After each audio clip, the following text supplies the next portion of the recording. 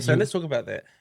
All right. Luxon is still the Prime Minister. Mike Hosking just announced five names. supposed alleged names. coup plotters. I mean, Mike is a reputable source, is he not? Mhm. Or is he having an educated guess? Don't know. He's probably got someone inside telling him something. Yeah. But how do you verify Yeah, it? he told Nicola this morning, he's like, well, I know who the people are. So I don't think he would just say that. No, exactly. It's not a great tactic. But maybe he has enough credibility that he can bluff them. Because they're gonna come back to him regardless, right? It's not like he's some fringe media person. He is like he wins every award every year. Like they have to come back to him. Yeah, so you think he's kind of trying to smoke them out by getting them to deny it? He either outright knows, which is completely possible, or he's bluffing them Hmm. and having an educated guess. Like even if he's having an educated guess, he's probably got 4 out of the 5 right. Well, Bishop wasn't in that list, which I find confusing because everyone knows that Bishop was the one that was trying to take the position. Like I don't think maybe he was the guy initially, but maybe he's like eased up on that a bit. He's not the only one, though. There's a number of people that have been repeatedly kind of identified as like putting themselves forward, canvassing, but not in really overt ways. So people like Mark Mitchell, Eric Stanford, Nicola Willis, Chris Bishop, those are the kind of core that are known to have pretty open ambition. I struggle to imagine Erica and Mark putting themselves forward. And they may not be the sort that want to do it in that way. They might want it to be a question of they're clear contenders, and so that if anything does happen where they're not directly involved in the downfall of Luxon, that they're still thought of as reasonable. Yeah, so they're like, if it happened to pop up, we would be open. Yeah. Where I feel like Willis and Bishop are more like, which is always the best. Well, that's the best way to position yourself because you don't want to be seen as a backstabber. You don't want to be seen as disloyal. Yeah. I mean, anyone who's watched Game of Thrones knows that, Oh, for sure. Yeah. What do you reckon? But look, in the end, we know that the dwarf doesn't get it.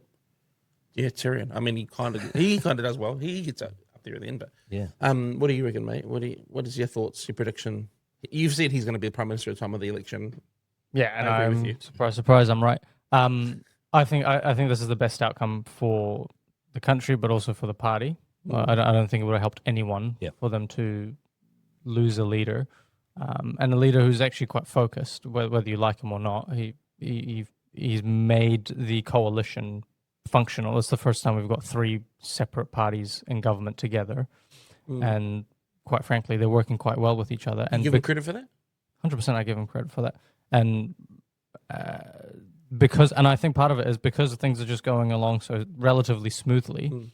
Media doesn't have much to talk about, and so initially this started with a lot of media speculation. Sure, then the trickling of information started to come out, but as Mike Hosking said a couple of weeks ago, this is just his own making. The making of his own success. If we want to talk about Luxon, he's been able to run a relatively stable, a pretty stable government. They've achieved a lot of things they said they were going to achieve. Whether you agree or disagree that they should have done more or less or whatever, a lot of the stuff that they said they would achieve, they've achieved, and they're dealing with international stuff. And Luxon made an interesting comment on Monday on Hosking where he said, if you look across the world, as MMP systems mature over time, the share of votes begins to spread more and more evenly across parties. So you have Hosking. But it's Luxon said this himself. It's true though, yeah. Yeah, so I feel like Sean was saying that like weeks ago. So Israel have an MMP system as well. That's right, and that's exactly what's in Germany as well, right? Yeah, I don't know as much about because literally Sean said this like probably 2 or 3 weeks ago. I saw him talk about how in Germany the diversity now is like there's 30 something parties, and there's another country that governed with an 11-party coalition. Yeah. So exactly that's the point. It's as your MMP system. We've only had MMP since what 1990 something, 97. Yeah, pretty like not that long. It's that, and so as MMP systems graduate and develop, the share of the party votes change, and that's probably a good thing because it means voices are begin to be heard outside of that. And again, as Hosking said, part of the success that this coalition government has had is that ACT has been able to do their thing and have their voice, and so people are going to ACT, and New Zealand First is being able to do their thing, and so National isn't necessarily bleeding votes to the Labour Party, although that might be No, happening no. a little bit. They're bleeding votes to their partners. Yeah. And that's just because Luxon's allowed them to do their thing. So I didn't think about it like that. That he's responsible for their success, like acting NZ first. Who's he? You mean Luxon? Luxon, yeah, I never thought about it from that perspective. It's Yeah, Probably, I like- wouldn't say he's I don't think they're successful because of him, but Yeah, because he's allowed them his to be. managerial style, where he's like, he lets his MPs and he lets his ministers do their thing. He just says, And "Go for it." would you say it's been win-win in a sense because some of the contentious and controversial issues he's been able to stay quieter on because they've been more vocal. That's right. And all he's had to say is, "Well, I'm not their leader. I'm not their boss. That's right. Their Yeah. leaders are in parties." Like around the Treaty treaty principles principles, staff values, and the and- FTA staff and all It's this. kept the coalition together. Because, you know, Yeah. it's not a given that a coalition will survive a full term. No, especially And- three parties. That's the first time we've done Yeah, three. and strong personalities. in People it. said they wouldn't work, eh? And remember that? And Winston No, walked out of people those always initial say, yeah, talks yeah, and all that. Everyone's like, "Oh, this is not going to work." And they say that because quite often coalitions do struggle to maintain unity. Well, how many times did it collapse in France? Oh. Their government's fallen apart multiple times, eh? They've also had multiple revolutions. They're good at They're those. French struggle They're with- good at those. Yeah. That's why they emphasize solidarity so much in France, because they actually don't have a lot of it. Yeah, exactly.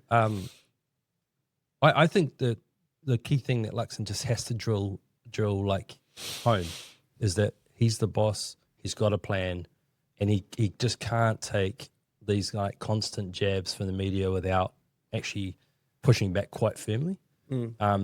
And just steering the conversation away every time without like doing it so differentially, because he's too polite about it. He's got to be able to just find a little bit of that grit, you know. Like I said to Arian, like he needs to kind of go into beast mode on occasion, not too often, because then you come across as just constantly aggressive and defensive. But if he can do that on occasion where they clearly step out of line, there are times when I've seen him in the press gallery, like or in the Beehive Theatre, where he's like just taking it, and even I think some of the journalists are looking around at each other going, "Wow, did so and so from the Post just say that to the Prime Minister?" Yeah. And he just takes it like a lamb. So I think he's got to find that, that He's a kind nice of guy. meaner side of himself without doing it too often. Well, his stand-up that he did yesterday after the caucus meeting, I saw a particular journalist from Christchurch took it, a screen grab of the very end, and then posted it like very Trumpish. What? Like, what? Yeah, well, what are you talking But about? that's the thing, is the public aren't really buying that sort of thing now. Yeah. So this is probably going to end up not so much, bringing Luxon down, but actually damaging any kind of recovery in terms of media trust and confidence. I don't know where the media gets off with this whole idea that it's not their fault, that this has become a narrative that is swirling. They've absolutely fed it. They've gone on unsubstantiated claims. They've gone on supposed leaks. They've just cooked this thing themselves. And then because it didn't work out their favor, Luxon, it was a huge call on their bluff to be like, all right, we're going to have a confidence vote. Comes out still the leader. And then we're like, well, how do you blame the media Was for it this? unanimous? Was it unanimous? Was it everybody? Well, Get on with it. mate, he's the leader. There's also how many people in the National Party caucus right now? Like 50 people, is it? Like, what is the size? That's a pretty big group of people. Massive, yeah. You think they all sit around and they all agree with everything? No, I'm pretty sure there's a bunch of hardcore lefties in there, unfortunately. But like, what, you and your whole family agree on everything? And there's like 4 of you. So what, all 55 of them are going to agree on? But it's funny because now the media is trying to have plausible deniability that they're like, well, it was leaked to us. Did you see there was a recent study on media trust that came out of AUT? There was a slight improvement in Well, it was media trust. It was a rubbish survey, first of all. Oh, okay. They polled like 1,000 people, which is not a big enough sample group at all. And then they also chose very selectively what media people were polled on. Right. So Sean took a huge issue with it on the platform and rung one of the guys who was front-facing for media for the survey. And he was real upset that Sean called him. How dare you ring me on air? How did you get this? How did you get past my caller ID? Why does it say you're in Wellington? Sean's in Wellington. He's like, you're lying. You're cheeky. And then so Sean's like, well, why didn't you include the platform as part of your survey? He's like, well, we didn't think the platform was a media platform. He goes, well, the BSA does. And then the guy's like, well, he's like, how come you included the spin-off? And how come you included these guys? And Sean's like, tell me, what was your methodology? Well, our methodology is really solid. But effectively what they did, and this is what happened, as soon as the survey was published, RNZ ran it, Stuff ran it. I don't know if the Herald ran it, but 2 major outlets ran it and were like, public trust in media on the rise. Not true at all. Nah. By They how polled much? 1,000 people. Oh, I tried to find the survey. I couldn't find it. I don't know where they pulled it. Let's assume for a second that, okay, it's a small sample, but it's fairly representative of New Zealand at this point. You know, if you see a very slight increase and yet you're still down in the dumps, it's not really much, is it? I mean, if you go from 1% to 2%, that's 100% increase in media trust. But yeah, exactly. And so if there's only a small improvement, Okay, they'll be from celebrated. 49% in 2024 to 58% in 2025. So, say that again. So the survey, 1,500 New Zealanders, so not 1,000, so 1,500 found that trust in RNZ specifically rose from 49% to 58%. Oh, I don't think that's actually that bad. Like, I actually quite enjoy a lot of the RNZ stuff I read. This is just anecdotal, personal. Yeah, right? same. I read across all media as much as I can.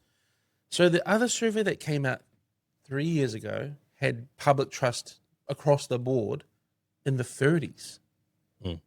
So I don't know how that compares here, but it's AUT Centre for Journalism and Media and Democracy. So That's a lot of things. Yeah, and that's the trouble. You need a series of polls in order to discern really if there's a trend and there's a kind of actual change occurring. And then secondly, they need to have similar methodologies. Otherwise, it's apples and oranges. And I think the other thing is that you could see an improvement in one or two main kind of media outlets in terms of being a little bit more balanced or trying to bring back, more of a conservative view on certain issues and storytelling. A bit like Ryan Bridge, does, because I think he's a little bit more inclined towards the right than a lot of other media.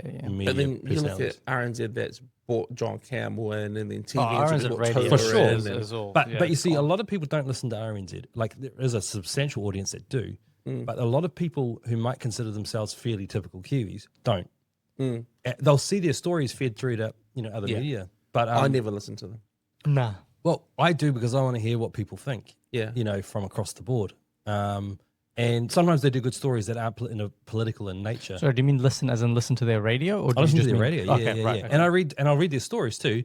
Although I'm very aware that there are often.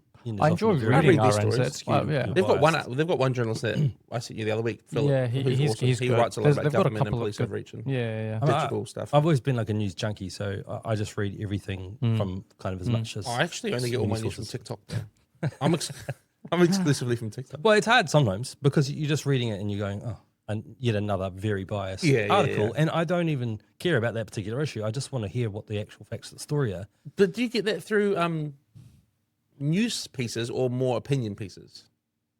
Oh, you can see news stories like all the time, right? That are being, I don't know. Maybe put I'm through a reading. lens. Maybe I'm not reading enough. I find that when I read something, unless if it's on stuff, it's a lot more opinionated. RNZ, if it's a story like the Chinese angry at us sort of stuff, they're pretty just cut and dry with the facts. Pretty bottom line. Yeah. But I'm not getting a lot of opinion from RNZ at the moment. but that's the thing, is that it's not so much expressed as opinion. It's expressed in terms of which details they select to report. True. Yeah. Fair enough. So there's a lot of ways you can filter. Yeah. That's true. That is a great point. But what my point simply was, and I took a long way around to say it, is that you can see improvement in some media outlets. Yeah. Just in the sense that they are realizing that they're losing audience share, and they're on this sort of death spiral if they don't change what they're doing. So some media outlets have made some difference there. That's right. I mean, Herald's an example of that, where they've certainly got a little bit more. There's a lot of front office change though, like head office and. But it is filtering. It is filtering into some of the. I mean, just the Ryan Bridge show. That Herald now is good. That's fantastic. And ZB's pretty apparently, good. that is someone who's in the media said to me, "Oh, that show is one of the only shows that has been profitable since the day it started." Yeah. Often, what happens when they start new shows, in particular, is that they bleed a bit of money at the start, just while they get up and running. But this one's been profitable since But I think the overall problem hasn't gone away, obviously. So you're seeing a little bit of a lift now in confidence, but not everyone. You poll the average person; they're not reading every type of media format or every kind of news outlet. So there will be some people that go, "Yeah, actually, now that I'm watching Ryan Bridge, I feel like I'm hearing more perspectives that reflect what I'm seeing." They should That poll doesn't us. mean though that that the dyed in the wool establishment kind of left leaning media like RNZ are doing enough of that. And I think there are one or two people at RNZ, and you've got to remember that they are massive in the sense that they've got a lot of staff and they've got a huge audience share in this country, despite what people might imagine. And there are one or two people in there who, when I hear them do interviews, I do hear an effort, even though I know they're left leaning, I hear an effort from some of those people now to try and put themselves in the shoes of someone who was more conservative and to kind of at least consider what that viewpoint might be. So again, I'm not saying that there's been any like come to Jesus moment, but I think there are some signs that some media have realized that it's either death, or balance or truth. So that's right. And I think a lot of it, is because it comes out of the universities. We talk about the media. The media doesn't exist. It's just journalists in these institutions who go through AUT. And I think also the public are realizing just how bad the algorithms have got on a lot of the news they get from social media. And so going back to the traditional. Yeah, because sometimes I've heard people talk about family interventions. What's that? Where a family member's intervened and said to a person like, do you realize that like all you're doing now is talking about one really niche issue all the time? Have you considered that maybe your algorithms are like feeding you stuff because you don't talk about anything else anymore? And I've heard this happen in a number of people, like families that I know quite well. And they're pretty reasonable people. It's just very easy to get sucked down those rabbit holes. So people are becoming more self-aware, I think, about the problem. Whether they know themselves that they have it, that's another matter. The fourth estate. I think about China getting angry at us for doing surveillance flyovers of North Korea, enforcing United Nations sanctions and accusing us of infringing of their democratic freedoms that supposedly exist there for all of the people in their education camps. You've looked into this a bit, Arian. Talk to us about this issue of the New Zealand surveillance plane that was flying over international waters. So since 2018, New Zealand has been part of an international effort to enforce United Nations sanctions against North Korea because the North Koreans are bad people. No one questions that. And they try to evade those sanctions and the sanctions essentially means that they can't do trade with other countries or they can't ship things here and there, although they still do it with the Chinese. But here we go. New Zealand Air Force plane, the P-8A or something, has no offensive capabilities, can't shoot anything, can't, unless it does a suicide mission. That's the only offensive capability it has. I don't think they have any buildings big enough in North Korea to crash into anyway. Yeah, exactly. Just doing surveillance, and it's something we've been doing since 2018. And then the Chinese defense spokesperson comes out and said that they felt harassed by the plane, even though the plane was flying in international airspace. I said flying in international waters yesterday. Planes don't fly in water; they fly in airspace, in air. So that's just for everyone in case you get that mixed up. I'm glad you clarified. Yeah, no, it's important. And they said they felt harassed by us. And then a military expert, a Chinese military expert, came out and said China takes an entirely defensive approach to its defense. China is very far away from New Zealand, and New Zealand should be, very careful with what it does because it could invite trouble upon itself. And we take a lot of offense at the actions of the New Zealand Defence Force. That's right. And they said they were harassed. Clearly, they haven't been harassed before because if, You think they'd know harassment, eh? Yeah, exactly. Jeez. Someone show them some harassment. Well, did we teach them put anything out in response? Yeah, New Zealand Defence Force just said basically what I said. Yeah, and said, look, we've been doing this for ages. We've been doing this for ages. Yeah. We have no, eat one, basically. And they said that we were harassing and infringing on their democratic freedom? Oh, it was like, this is a breach of international law and blah, blah, blah. Who wrote that press release for them? Helen. Yeah, exactly. Helen Clark. Did it even say it's a breach of international law? Yeah, as far as I did see some headlines about international law. International law. I should really. How dare we fly over in order to surveil for the UN? You know what it is though? I think they're just pissed off and they're just taking it out on us. They're butthurt that we pushed them out of the Cook Islands. Did we push them out of the Cook Islands though? High key, I reckon. Yes. Yeah. Not even low key, I reckon. Yes. High key, I reckon. Mark Brown, he's going to be good to his word, true to his word. Brown, I don't like him, but I think so. Winston is the only man who could have got that across the line. He had him over at his place. Yeah, Mark did. Yeah, no, Winston had Peters. Mark at his house. as private Well, residents. they go back a long way. They've known each other a long time. You think about that fortnight there where Winston goes, gets us the Cook Islands back, secures our security there, Yeah. goes to America, gets Rubio on record saying that they'll sell us oil. Before any other nation, before the 121 ships turn around and start heading to America, Winston is like, he's on fire. And then jumps on media, flames everybody. Yeah. What a legend. Absolutely flames everybody. Even the ones that are like, kind of being kind at times. Yeah, it's funny. Eh? Oh, also the great irony of this whole China thing is that they're talking about harassment and how we're threatening their sovereignty and national security. When literally in February last year they were doing naval exercises in the Tasman Sea, firing missiles. Firing missiles. Like, are you guys, stupid or what? This guy sent me these videos. He sent me these videos to edit. One of the There's two videos. One of them was like 3 minutes. To be fair, the amount of lines that he says, and then he'll retract them immediately. Don't put that in. Or the one where he's like, "Oh, that's pretty good." Like he commentates himself. Impulse control. Yeah, and I deleted all. I deleted all those bits. I should have been saving them all just for a gag reel of all of his don't say that, Arya. It's like he's like Gollum. He's like, why would you say that? Smeagol. He doesn't get it because he hasn't seen the movies, but I do enjoy watching you back unedited. a friend of mine once, I was a teenager. Well, he's a friend of mine now, but he was my youth pastor when I was a youth. He asked me when I was 15, do you have schizophrenia? What were you doing? I don't know. I said something. He's like, are you schizo? What the heck? He's a great friend. He's probably listening to this right now. Self-talk is an important cognitive tool. It is, and I'm constantly exercising. Usually people keep it internal. I'm just an expressive. Not everyone has an internal monologue. Oh yeah, I know very well my family. So there's science, research that's happening in this space where they believe there's a percentage of people in the world who don't have an internal monologue, and they have to speak out loud. So they don't think, and they don't understand the concept of having a voice in your head. A lot of them have ADHD. Really? Yeah, it's ADHD is a symptom complex. There's 24 sort of aspects. You don't have to have all 24, but you have to have a majority of those symptoms. If you have all 24, you become like the Avatar. And harness them all. Yeah, you become the grandmaster of the with game. all the stones. Yeah. Now, can I ask a question? Because this has been getting on my nerves. I've got two things that are on my nerves that are unrelated. You seem like a lot of things are getting on your nerves. No. Let me tell you, these two things in particular, and I think you'll. I won't touch the mic. I won't touch the mic. Two things in particular. I want your perspective on this. Go. The first one, tall poppy syndrome. I keep seeing people make videos or write posts about tall poppy syndrome and how it's slowing them down in their life.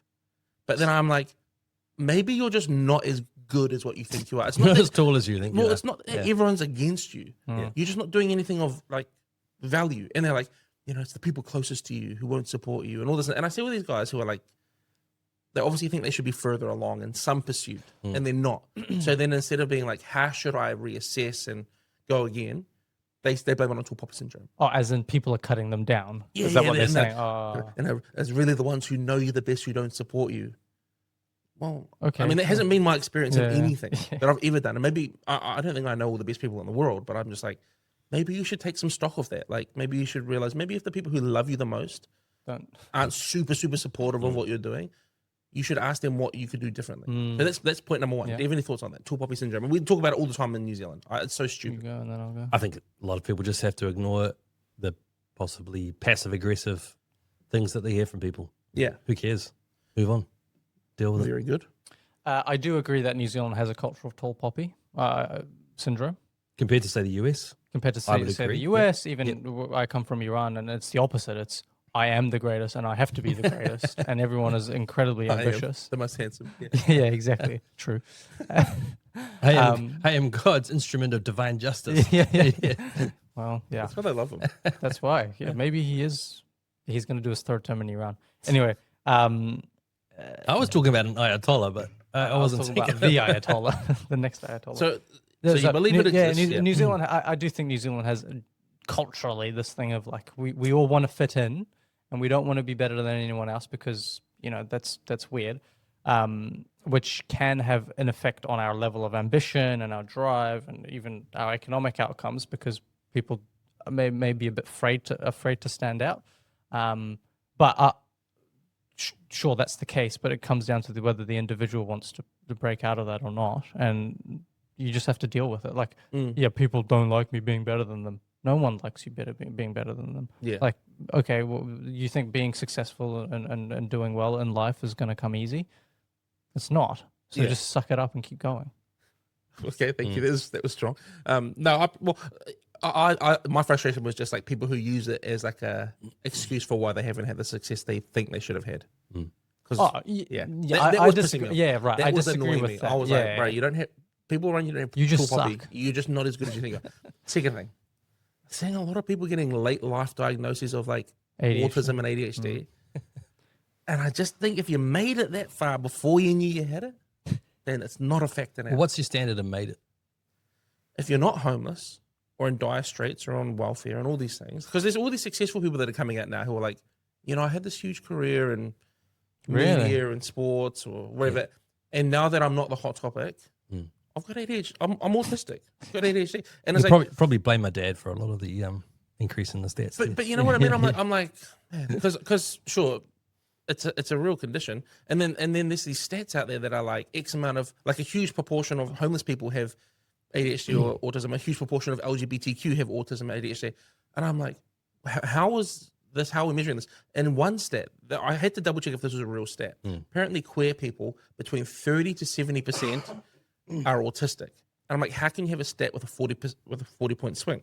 But it's because they believe that so many are undiagnosed with autism. I wouldn't put that past them though. Yeah. Go. Was that a crazy thing to say? No, I love it. I just think that is a genuine technical comment. I just think the people who are, maybe autistic or have what are the deficiencies? ADHD and maybe not ADHD. The other Down Autism. syndrome. Yeah, autism. Like I think they're just a bit more inclined to those ways of. Down syndrome. Down syndrome is not Is that at all. different? Yeah. Is Down syndrome not autism? No. There's sorry. trisomy 21. That's a Yeah. Shane Gillis has a joke where Okay. he's like, he knows 0 gay Down syndrome people. Oh, okay. Take that. Sorry, take that out. I thought it was the same thing. I'm sorry. Is quite Forgive me. distinct, yeah. I just think that they're just more inclined towards They're more vulnerable, right? more vulnerable, more Yeah. inclined to those ideas. Much more black and white, literal about things. Yeah, Because there's a huge percentage of transgender people as well who have autism. that's right. I didn't know that. Yeah. Yeah. And it's like this anomaly where it's like if you have autism, your chances of becoming queer or transgender go up exponentially. Yeah, that's right. So there has to be some correlation there. So look, I totally understand Yeah. where you're coming from with this, and there are certain people that have used it, like Guy Williams and people like that, and they talk about these sorts of things. It just sounds like He's another. a great example. Well, it sounds like another kind of Guy Williams. celebrity fad, thing that's going to pass through, and then we're going to be on to the next topic. And we could be on to the next topic, next year. But the point is that there's very solid science showing what ADHD and autism. Well, let me put it this way: there's a lot of very solid science showing what ADHD is. Autism is a little bit more difficult Spectrum, to actually pin down. Yeah. Yeah, well, they talk about the spectrum, but even the person who kind of coined the phrase and the concept of it being a spectrum disorder has actually come out recently and said that they're not so sure if that model helps explain it anymore. Really? Is it? But are it's we not to say within their lifetime? That person? Yes, yeah, absolutely. Oh my gosh. Yeah. So crazy. and this person's like probably the world leader on it. Yeah. So and not to say she wasn't saying that she thinks it doesn't exist. Doesn't exist, yeah. But rather that our understanding of what it is incomplete, and that perhaps that wasn't the best model. But look, in terms of ADHD, which is something that I have a lot more sort of experience with, and I've done a lot more reading on, it basically comes down to there's about 4 to 5% of the population that show when they're subjected to brain scans, right, that they have a distinct difference in the way that their brain is structured. And I don't mean that they've had a head injury, although sometimes people they've had head injuries to the front of their brain, right, to the frontal lobe, can actually develop symptoms of ADHD. So did you say 4 to 5%? 4 to 5% of the population. That's way less than I was expecting you to say.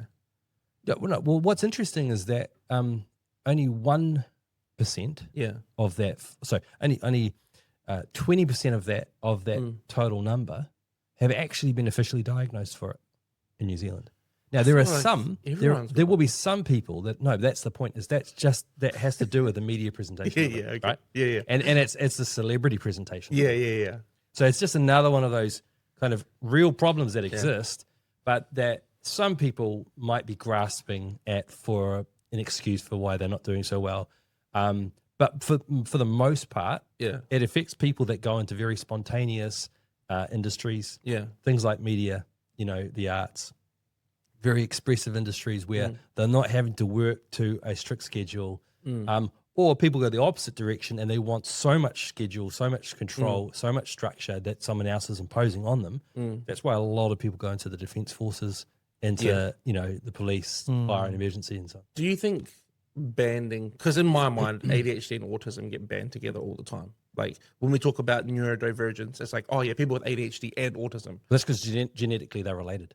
Oh, so they are related. Yeah. Because I thought that was a bit of a stitch No, up. no. There's a whole cluster of genes. Now, the point is that a lot of people with ADHD don't have autistic traits, or don't have autism as a diagnosis. They might have a few autistic traits, but that's because there's a whole cluster of genes that exist on the same chromosome. I can't remember, it's chromosome 16 or something. And those genes exist on that chromosome. And so they're very closely related to a lot of the genes for autism. So you can sometimes get a little bit of crossover there, or you can end up with quite a few of those genes as well as the ADHD genes. Do you think that it's is it nature versus nurture? The things like vaccines actually play into it? Highly genetic. Highly genetic. Okay. Unless where nature plays a part it's most often through head injuries. Really? Okay. Yep. Yeah. For ADHD. For ADHD. Okay. I read a book that said otherwise. There are autistic traits. There are autistic traits that can be a product of head injury as well. So the reason I brought it up, and I appreciate you explaining it, is because there just seems to be this huge spike in diagnosis or in self-diagnosis. My sister always says to me every time I say something that is a little bit like, I have a very low tolerance for annoyingness. So then I'll be like, oh, that pissed me off or whatever. And she'll be like, oh, you've got ADHD. You're not ADHD at all. No, I know. I've been I know around that. you like long enough to know. I know that. Am I But my ADHD? sister's like, you're ADHD. Yeah. I'm like, am I ADHD? But the same way we used to use a term that we don't use anymore for people that seemed a bit stupid. no, but she self-diagnoses as well. Oh, So I she's like, oh, we've all got it. Our whole family's but it's got like it. I'm like, it's like don't say that about it's us. like someone saying Excuse for it's like someone having like a whole lot of sugar and going, oh, I feel like I'm diabetic or something. They're not a doctor. They can't diagnose themselves with diabetes. But a little bit of knowledge can be a dangerous thing, and that's the point. Is that people don't know necessarily how to apply this accurately. Because I see so many people, and I'm glad you brought him up because I forgot about him. Like Guy Williams, right? Yeah. I used to be a Guy Williams fan. He's the guy that got roasted by David Seymour. Yeah. And I used to think he was funny, and then he sort of disappeared from my view anyway. And then he came out again like a raging liberal, but still like fine. Sure. And then all of a sudden I saw this interview where he's like, yeah, I just found I got ADHD. And all of a sudden, literally, he couldn't speak in front of camera confidently. He was like, I'm very shy. Bruh. Brother, there's thousands of hours of you on camera, not like this at all. Yep. How can you so like quickly, and it almost is like his subconsciously, now that he knows it consciously, his subconscious, or maybe his conscious, is drawing out this whole new behavioral set from him. Yeah. I mean, it's certainly possible. He's obviously one guy. Look, if there was anyone in New Zealand media that I thought had ADHD, it was Guy Williams. Based on?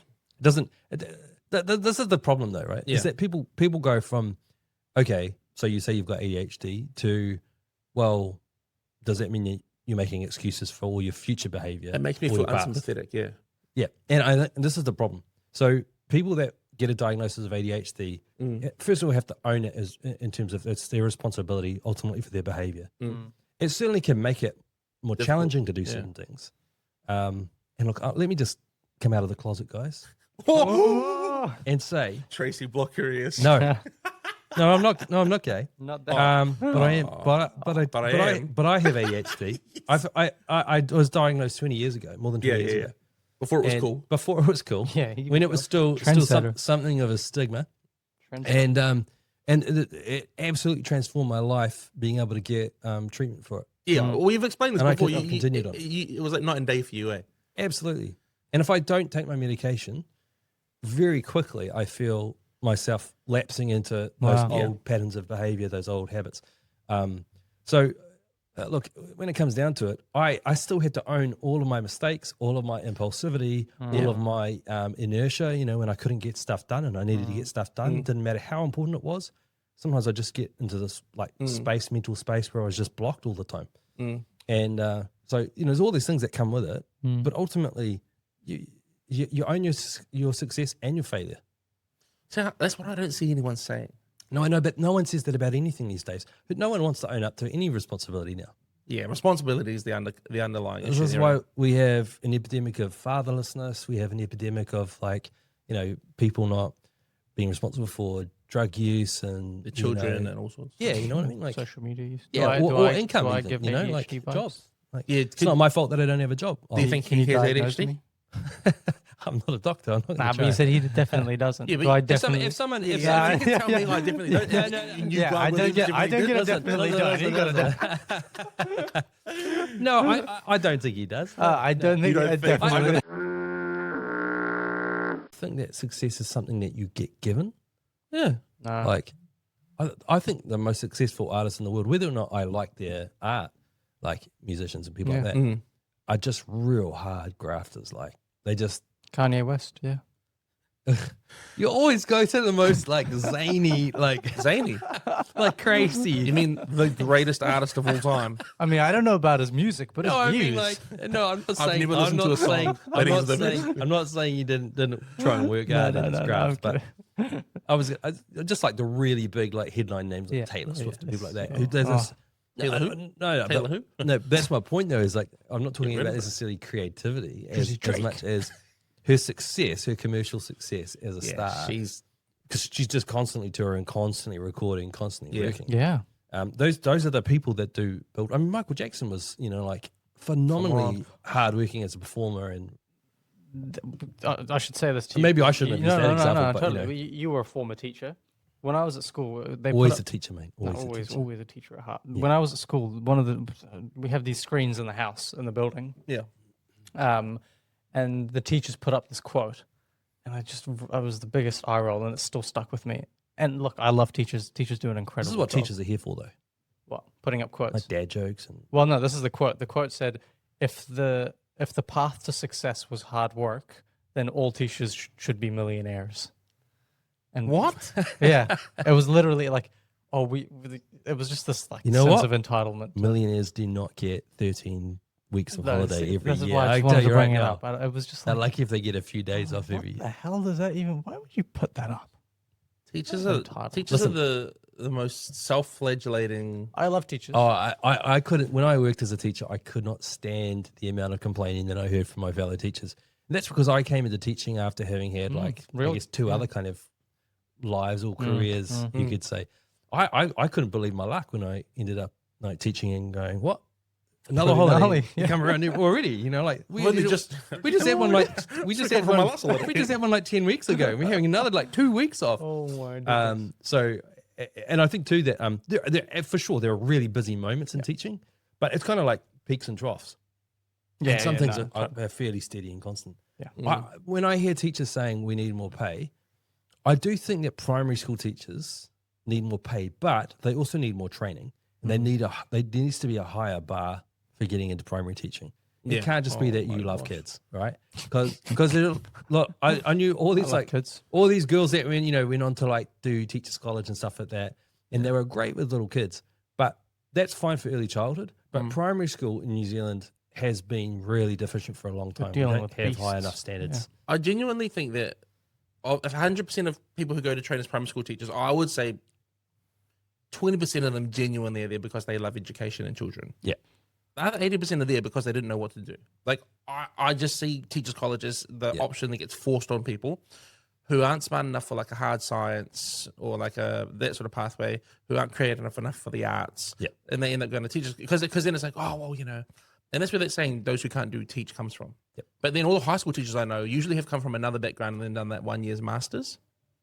You know how like they offer that 1 year master's course now? Oh, So it's like a whole educational leadership or management. It's like a whole different standard, eh? Yeah. So, and also they need to be more resourced because I feel for them. This is where I do agree. They always are spending their own money on resources for arts and crafts and But primary school teachers. primary school, yeah. That's absolutely true. So like if they could resource the classroom a bit better, Yeah.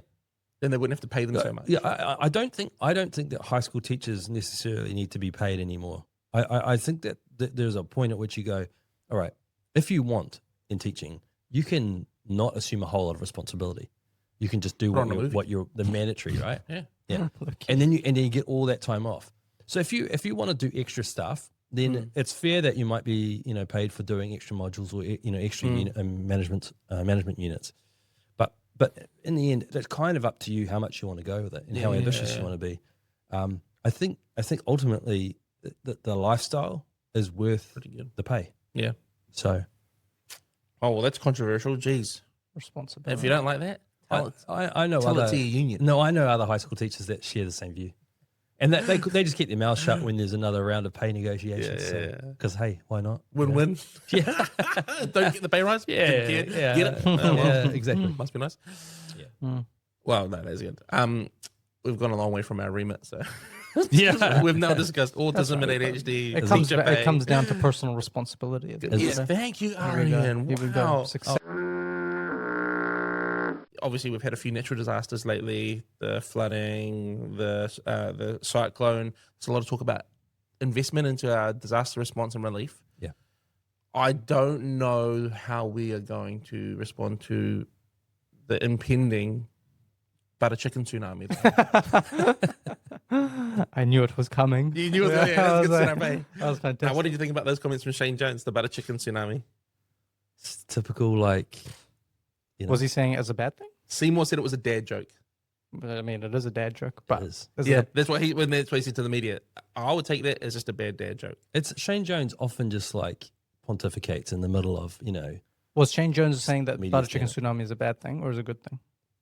Negatively, he said we don't need a butter. He doesn't want butter chicken. He said as long as Winston and I are part of the discussion, there will never be a butter chicken tsunami coming to New Zealand. And I know what he means by it because the trouble is that it's an inside reference, right? It's an inside joke because he's talking about all these people from India that are applying for jobs as chefs in Indian restaurants. Chefs, yeah. So he makes that comment, but without the context, it doesn't really It sounds like he just means Indians. Yeah. Now some people go, "Oh, that was funny." I think he does. I think he does just mean Indians. I think he was referring particularly to Indians, yeah. Yeah. But I mean, I like butter chicken, Yeah, hard out. so I don't want to eat it for every meal. no, and I don't like tsunamis, so How can you mix something I love so much with something that I hate so much? which is tsunamis. Exactly. Net positive impact, butter chicken. Net negative, tsunamis. Cancel each other out, actually. So Actually, no, you're saying. you might be onto something. But look, I mean, people kick up a fuss, and someone else said it. Look, I'm just regurgitating lots of other people's comments. Yeah. But the more you complain about it, the more you give voice to that opinion. I personally, I think if you can look at that and say that's kind of funny, I can trust you as a commentator. I can trust you as a person, and then say, yeah, I disagree. But if you're going to kick up arms and say, "Oh my God, this is the worst thing I've ever heard. This is pure racism." Yeah. Oh my God, it's like you haven't How been dare they outside. say that You about haven't been our- outside if you think that's racism. Our Indian brothers. I think the test is if you thought of another culture, like I don't know, the Irish or Potato tsunami. you know what I mean. Like Doesn't have the same ring to it. there's like a potato landslide coming. I was talking to Deb about this. Yeah. You know who there's never called to deport? China. The Filipinos. Bro, they grind. I'm just saying, work the hard. Filipinos. I love workers. Filipinos, Yeah, sure. Philippine. and I've never even eaten Filipino food. That just shows you how good they are. What Without, even nice. is It's Filipino food? I don't even know. Yeah. It's Southeast Asian foods. I just know that they're good for a bit of music. They're always good at music, good at basketball. Even though they're Family- kind of short, healthcare. they're quite good Bro, about they're it. great at basketball. Yeah, I know, Bro, but I they're swear, great if at Filipinos were a foot taller, they would rule the world. basketball. Yeah. You know? And they have great last names. Yeah, man. Oh, the Spanish influence there. shucks. I would just go with a Jose and a Miguel. Santos. That's a sick name. I think that's What? that's an alliance that we need to be forming. What? New The Zealand Philippines? and the Philippines. Philippines. 100%. Defensive 100%. alliance. I don't think I've ever met a Filipino I didn't like. See, the thing is that the Filipinos in New Zealand have always been, like I've always interacted with, have always been so easy to get along with. Proud of their culture, who they they're are, but at the Catholics. same time prepared Strong Catholics, to yeah. work Strong in and be Catholics. adaptable and all of that. Yeah. I mean, I think the they're Americans great. just signed a very important defense agreement with them Well, come on. just now. a couple of weeks Yeah. ago. They have access to a very important strait. Oh, yeah. Yeah, which I forget its name, but essentially a lot of trade goes through there. And as they well. need some fuel, because they're not Uh, independent. Yeah, I They're don't think pretty so. heavily But dependent. they have, because of their control essentially over that strait, they have a lot of leverage over China as well. Because they're part of the first island chain, right? Yeah. So if they want to shut the Chinese out, So anyway, back to our initial point. Filipinos, we love you. Manny Pacquiao, you're the best. Manny Pacquiao, FTA, it's going ahead. We're happy. bring it on. We're not happy. What do we think? Is it the answer to our economy? I don't personally think so, but Really? Yeah. Oh, the answer, probably not the answer. Probably an answer, in my opinion. part of a solution, but not to the degree that I think we've signed away. But I guess I'm still struggling with some of the ambiguity. Yeah, exactly. What's Yeah, actually in people there and complaining what's they not. haven't seen even the bloody text. Yeah. Sorry. And I think say if that word. your own coalition partner is raising questions around it, it may just be a ploy for the election. I don't know. Yeah. But it does give the vibe like that maybe not everything is kosher. Like Because not everything's ACT's what on it should be. board, Nationals on board. It's only NZ First that seems to be dragging their heels. Yeah. Is it an election ploy? Look, act by kind of like by definition would support any free trade arrangement because that's just the direction of travel for them. I think New Zealand First, it's hit one of their core issues that's always defined the party, and that is concerns around what's happening with immigration, and also like New Zealand workers, right? New Zealand industry and New Zealand workers. So I think there's probably some issues with it in that regard. I saw this interesting conversation with Pauline Hanson from One Nation. I've never watched her before. It just popped up on my feed. I don't know much about Pauline The Hanson. fiery redhead from Queensland. I just know that she's gaining popularity. People compare her to Winston often. They like reform in Australia. Yeah. They've had a massive impact. But never looked into her. So this is the first time I've encountered a Pauline Hanson interview. And they the interviewer asked her, were you looking for an ethno nation? Is that what you're advocating for, like an Australian white ethno nation? She's like, no, I've never advocated for that. I've never argued for that. And then I think it's this label that gets stuck on people like the New Zealand Firsts and the Reforms and the One Nations, where it's like they become pseudo-racist in the eyes of the public because their opposition label them so. And no one just outright asks them, do you want an ethno nation? Is that what you're advocating for? A white Australia or a white Britain or a white New Zealand? And none of them have said it, but because they haven't been asked to denounce it by media, it sort of gets put on them. So she's used a lot of publicity stunts over the years. I saw she wore a burqa into chambers the other week. Yeah, and she's not actually the first politician in the world to have done that in a democracy. Yeah, to kind of trigger certain people. But I'd have to go back over it. I mean, I've followed her since the 90s when I was just like a teenager and watching the news and stuff. And, Wow. She had sort of made this big splash at the beginning. She didn't like the Asians at the first day. That was her big thing in the 90s, she said. And I think the trouble was that, it's difficult at times to pin down like overtly racist statements that she might have made, because I'm not sure that she was clever enough as a politician to not go there. But she certainly tapped into a real like resentment that was there, not really for any good reason at the time. Like in the 90s when New Zealand and Australia were experiencing a lot of migration from immigration from China and not so much mainland China actually, but Hong Kong, Taiwan, places like that. It was a tiny number of people when you think about it now, compared to what we've seen in recent years. But it was just the change that people didn't like. And it was like even having a kind of a small ethnic kind of community in one part of the city that wasn't there like a few years ago. Suddenly that became like a big threat. And I think there was an overreaction at that time, but it appealed to a small band of people. I think what's interesting is that Pauline Hanson and people like her, their time has come now. I wouldn't put One Nation in the same category as New Zealand First or Reform, but they are certainly finding some common ground now.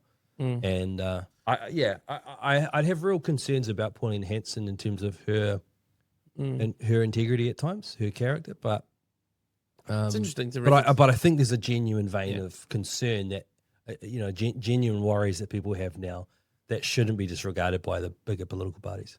Well, it's like, I think it's hard for people who support the One Nations and New Zealand First to look at abroad and see nations like Japan and Poland, who are very much unapologetically defending the sovereignty of their nations. Like Japan's outlawed Islam. They had this huge protest the other day to stop the building of a mosque. Poland, obviously, recently their leader talked about how they have no desire to take in more migrants or submit to the EU's. Even Hungary, as well, has come out and said, well, we're not opening the borders. We're not going to submit. I think Hungary was more so than Poland, eh? Well, and everyone was like, oh, now that Orban's out, this other guy's going to come through and it'll be more liberal. And he's like, no, I'm protecting our nation. He was one of his proteges, right? Well, so then you have people in New Zealand, Australia, the UK who are like, well, how come these nations are allowed to be racist and Quote unquote. and stop this push for mass migration and adopting all these asylum seekers and all this and that, but we're not. And I think that's where there's a huge amount of discontent, because it's not even like theoretical anymore. It's not like, well, this is what will happen, because we can look at the UK, we can look at the American border, we can look at some of these nations that have Australia, not so much New Zealand at the moment, I don't think, but getting there. I think people have a genuine reason to be upset, and it's very real. They can see it, they can touch it, they can almost taste it, as to like, how come we don't have some stronger enforcement here where we're being more selective about immigration. Yeah. But then it's like, how do you have that conversation without being accused of being racist, right? And that's what you can have a very smart, like New Zealand doesn't have the same issue that the UK has. We don't have the same issue that Europe has or the Americans have, because we're just so far away. Yeah. But and immigration is not inherently a bad, evil thing. No. You can have very smart immigration policy that's tightly connected to your economic outcomes, to your education, to your employment opportunities. But that's only if you're looking at it from a nationalistic kind of pragmatic, self-interested point of view. Yeah. If you have a globalist sort of attitude or mindset or philosophy, which a lot of people even on the centre right have, right? So the more neoliberal view that's prevailed, then it's really difficult to draw a line, because you see, we've also got the modern phenomenon of woke, and what you're allowed to say, what you're not allowed to say, any kind of sensitivity around race, then you just avoid it. So at that point, it's like your immigration settings, or what are our settings? Like, do we even risk like making our immigration settings pragmatic if it could possibly look like we were being racist? And that's what the UK, that's a mistake partly that the UK made and Europe made. But Winston's talked about this as well, because he remembers a time when our immigration was so scoped and targeted. I think 2 weeks ago I did an interview where he said exactly what you said. It's not about, we're never going to support mass unfettered immigration. Controlled, regulated, targeted immigration that align with our economic goals, our job market, exactly what you just said. Even to some extent, even our and this is where the racist comments start coming in a little bit, where it's the preserving cultural heritage, alignment with other nations. Cultural alignment. That is, I think, where people just get a little bit tipsy and get worried. But and this is what people don't want to admit. Some cultures are more conducive to peace and stability and prosperity, but that is a very dangerous thing to say. But you look at and this is what we don't talk about a lot. White South Africans, highly skilled in like engineering, mechanics, builders, plumbers, all these things, a lot of hard skills. They come here and they form their own communities, but they still integrate with their Kiwi counterparts. And it's like, you see it expressed beautifully whenever the Springboks and the All Blacks play, where they are really proud of their heritage, but they also engage in the Kiwi life experience or the Kiwi lifestyle, and it's because their culture is more conducive. They have a more similar. You've said it in the past, and I always enjoy how you explain it: creeds and ethos, as opposed to ethno. Not ethnocentric. No. So anyway, I just brought it up because it's interesting to see the tsunami. Butter chicken tsunami. It's such a funny comment. Did you see David Seymour yesterday? He's like, I'll have you know that most Indians are actually vegetarians, and butter chicken is the national dish of. That was a stupid answer to me. That's such a David Seymour. It's actually from England. Butter chicken originated in. I was like, what? David, that's not clever or funny. I'm not even sure that's true. I think tikka masala is a curry that was invented in Burma. They're all the same. Like that. But that butter chicken. I ate it in North India, and it was everywhere. And I don't think it was introduced by the British. Just because it's got the word butter in it? Yeah. Chicken. I don't know the names of any of the curries that I eat in India, but they were all yummy. Great. But you just say, well, just curry. And then you just get a mixture of either a brown one or an orange one or whatever. Anyway, now that we've discussed all things from autism to ADHD to racism, the economy. I searched up Guy Williams. This is what came up. Is that Guy? Who's that? Guy Williams, like apparently. 1950s actor. Good looking man. I mean, I'm sure Guy Williams is a common name. I would say so.